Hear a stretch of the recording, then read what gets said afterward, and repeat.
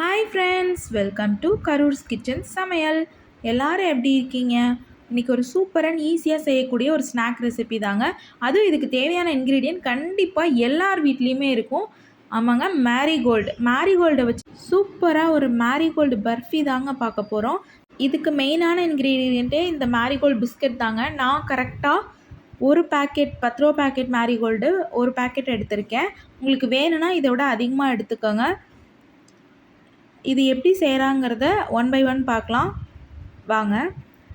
இப்போது ஒரு மிக்ஸி ஜாரில், அந்த மிக்ஸி ஜாரில் தண்ணி இல்லாத மாதிரி பார்த்துக்கோங்க. நம்ம எடுத்து வச்சுருந்த மேரிகோல்டு பிஸ்கட்டை நல்லா உடச்சி அதை அப்படியே மிக்ஸி ஜாரில் ஆட் பண்ணிக்கலாம்.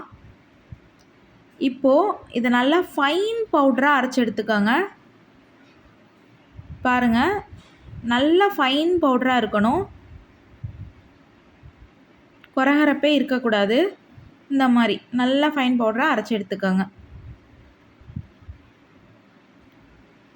இப்போது ஒரு பேனையோ கடாயோ எது வேணாலும் எடுத்துக்கலாம். நான் பேனில் தான் செஞ்சுக்கிறேன். 1 ஸ்பூன் நெய்யை ஆட் பண்ணிக்கிறேன். நெய் மெல்ட் ஆகட்டும். இந்த நெய்லேயே நம்ம அரைச்சி வச்சுருந்தோம் பார்த்தீங்களா பிஸ்கெட் பவுடர், அதை அப்படியே ஆட் பண்ணிக்கலாம். உங்களுக்கு வேணும்னா சலடையில் சலிச்சிட்டு கூட நீங்கள் ஆட் பண்ணிக்கலாம். ஏன்னா சிலர் நல்லா ஓட்டாமல் கூட இருந்திருப்போம், அதனால். இப்போது இதை நல்லா எல்லாமே வறுத்து எடுத்த மாதிரி நல்லா ஒரு 2 to 3 minutes அடி பிடிக்க விடாமல் கலரும் சேஞ்ச் ஆகணும். அதே மாதிரி அடியும் பிடிக்க விட வேண்டாம். பாருங்கள், நான் ஒரு 3 minutes இந்த மாதிரி வறுத்துருப்பேன். கலர் நல்லாவே சேஞ்ச் ஆகிருக்கு. அதே மாதிரி சூப்பராக ஒரு ஸ்மெல் வரும், மேரிகோல்டு ஸ்மெல். அப்போ இதை எடுத்துடலாம், வேறு பிளேட்டுக்கு இப்போ மாற்றி வச்சுக்கலாம். இது அப்படியே இருக்கட்டும். இப்போது அதே பேனில் குட்டி டம்ளரில் 1 டம்ளர் அளவுக்கு நான் ஒயிட் சுகர் எடுத்துக்கிறேன்.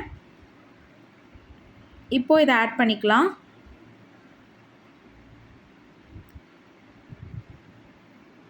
ஏன்னா நம்ம சர்க்கரை பாவு தான் காய்ச்ச போகிறோம் ஃபஸ்ட்டு. இப்போது அதே டம்ளர் அளவுக்கு நான் தண்ணி ஆட் பண்ணிக்கிறேன். ஃபஸ்ட்டு ஒரு 2 minutes நல்லா கலந்து விட்டுப்போம். ஏன்னா அந்த சர்க்கரை ஃபஸ்ட்டு கரையணும். அதை அப்படியே விட்டிங்கன்னா சர்க்கரை மட்டும் அடிப்பிடிச்ச மாதிரி ஆகிடும். ஸோ 2 minutes கிண்டி விட்டு அதை அப்படியே விட்டுருங்க. ஏன்னா ஒரு 4 minutesல ஒரு கம்பிப்பதம் வரும். அது கம்பிப்பதம் வர்றதுக்குள்ளே இப்போது இன்னொரு பாத்திரத்தில் ஒரு குட்டி டம்ளரில் 1 டம்ளர் அளவுக்கு நான் பால் பவுடர், மில்க் பவுடர் எடுத்துக்கிறேன். அதே அளவுக்கு அதே டம்ளரில் பால் எடுத்திருக்கேன். இது நீங்கள் எந்த டைப் ஆஃப் பால், பாக்கெட் பாலாக இருக்கலாம், இல்லை நீங்கள் மாட்டுப்பாலாக இருக்கலாம், எது வேணால் எடுத்துக்கலாம்.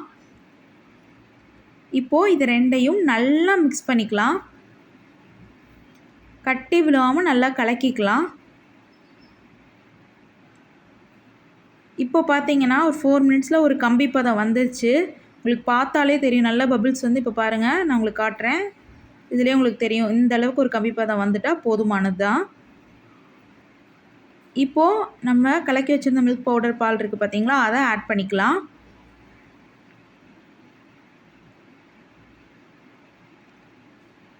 இப்போது இதை நல்லா மிக்ஸ் பண்ணிக்கலாம் எல்லாத்தையுமே. பால் பொங்கி வரும், பால் இருக்கனால. ஸோ நீங்கள் பொங்க விடாமல் நல்லா கிண்டிக்கிட்டே இருங்க. ஒரு 4 minutesல இந்த மாதிரி நல்லா கொஞ்சம் கெட்டியாயிடும். இது கரெக்டான டைம்.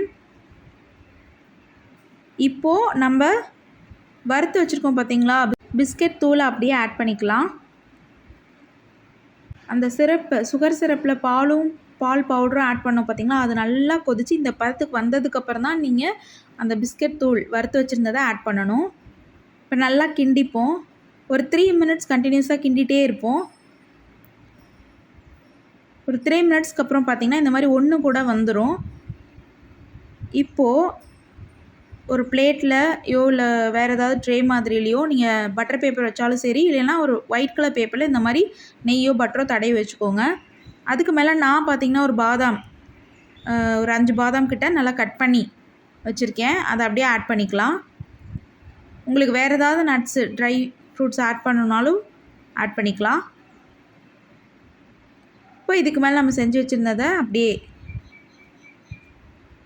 ஆட் பண்ணி நல்லா சமப்படுத்திக்கோங்க. அப்போ தான் பீஸ் போடுறப்ப நல்லாயிருக்கும். இதை அப்படியே ஒரு 30 minutes விட்டுருங்க. இப்போ பாருங்கள், 30 minutes ஆயிடுச்சு. நான் அழகாக இதை எடுத்து இன்னொரு ட்ரேயில் ஏதாவது வச்சுக்கிறேன். அப்போ தான் பீஸ் போடுறதுக்கு ஈஸியாக இருக்கும். பாருங்கள், சூப்பராக வந்துடுச்சு. இதை சின்ன சின்ன பீசஸாக கட் பண்ணி சேவ் பண்ண போகிறேன். சூப்பரான மேரிகோல்ட் பர்ஃபி ரெடி. கண்டிப்பாக நீங்களும் ட்ரை பண்ணுங்கள். மறக்காமல் நம்ம சேனலை சப்ஸ்கிரைப் பண்ணுங்கள், ஷேர் பண்ணுங்கள், கமெண்ட் பண்ணுங்கள், லைக் பண்ணுங்கள். முக்கியமாக சேனலை சப்ஸ்கிரைப் பண்ணிக்கோங்க. தேங்க்யூ.